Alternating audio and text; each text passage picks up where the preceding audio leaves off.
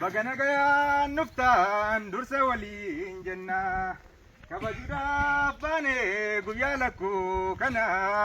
itti geenye kunoo isa kan barana agamannu waliin kabajaaf ulfina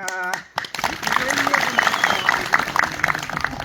agamannu waliin kabajaaf ulfina ayyaanni amajjii ayyaana waggaadha bara harayaa fi guyyaa injifannoodha.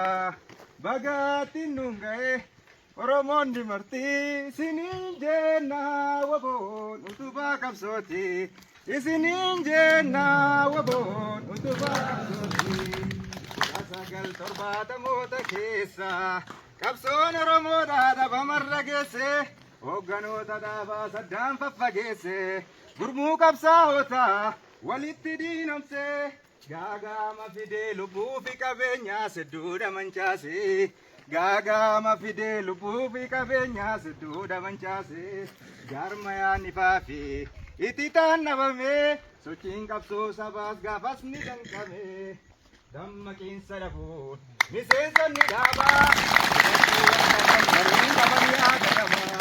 dammaqiinsa dhabuun miseensonni dhaabaa hubachuu hanqatan warreen qaban yaada dhabaa qondaalonni waboo koraa gaggeeffatee hanqina isaa guutuuf tarkaanfii fudhatee hoogganni heeramnaan hinaaffaan dhalatee fottoqiinsa uume warri fedhii dhuunfaa fabaa orraa citee fottoqiinsa uume warri fedhii dhuunfaa fabaa orraa citee bagana gayaan nuftaan dursa waliin jenna kabajuudhaaf baane guyyaa lakkuu kana itti geenye kunoo isa kan barana agamannu waliin kabajaaf ulfina agamannu waliin kabajaaf ulfina dubbee ijaaranii daran cimsuuf mooraa dubbee ijaaranii daran cimsuuf mooraa jilli wal qindeessee miilaan bu'ee karaa shinni gatti qaban shiftoonni karaarraa addambaa dinnaa shiftaan qawween fitee maraa addambaa dinnaa shiftaan qawween fitee maraa hayyu dureen qubnaan qabsoon adiyyoomte hooggana waaltawaa qabaachuu hanqattee duubatti deebitee daran sakaalamtee woboon damdamatee qabsoon saba keenyaa dhabamarraa ooltee woboon damdamatee qabsoon saba keenyaa miila karaa lamaan kan diinni babbaasee xayyaaraa fi taankiis wobootti duulchisee ifaa duuguyyaan lolee golgoleessee injifannoon cabsee woboon diina isaa salphina uwwisee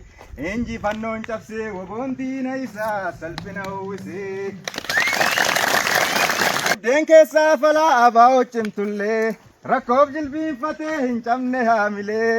itti fufee qabsoon duubatti hin deebine dhabaamarraa of qolee itti fufee qabsoon duubatti hin deebine dhabaamarraa of qolee injifannoon uummata Oromoo.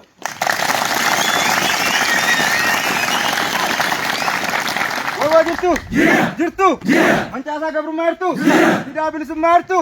qabsoon xumura gabrummaatti dhufa injifannoon ni gaan ni dhufa turee jaallanni ganta tararaan galmaan ni geenya walaltuuf gantuuf beekallaan beelaa deebuun jilbeeffatu alaabaa keenya nuura Oromiyaa Finfinnee ni mirmirsiisa barachaa lolla baranna uummata Oromoo waboon haa jira haa waan jaalalis